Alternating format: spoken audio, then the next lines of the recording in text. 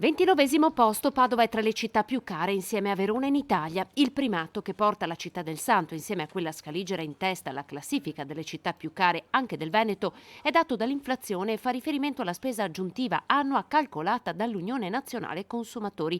Dunque succede che a Padova una famiglia spende in media 2.816 euro in più all'anno, mentre Vicenza ne spende 2.770, Treviso 2.700.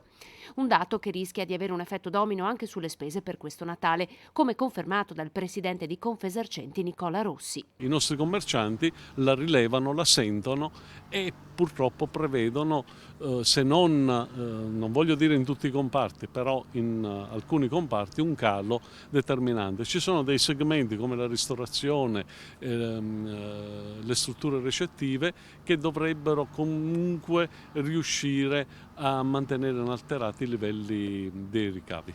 In testa alla classifica dei capoluoghi delle città più care c'è Bolzano, dove l'inflazione è pari a 12,3%, al secondo posto c'è Bologna. Il rialzo dei prezzi ritocca così la spesa media annua.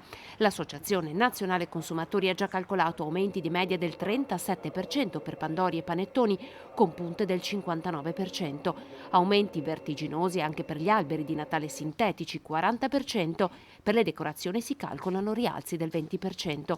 Un Natale più caro dunque su cui incombe, denunciano le associazioni, lo spettro della speculazione.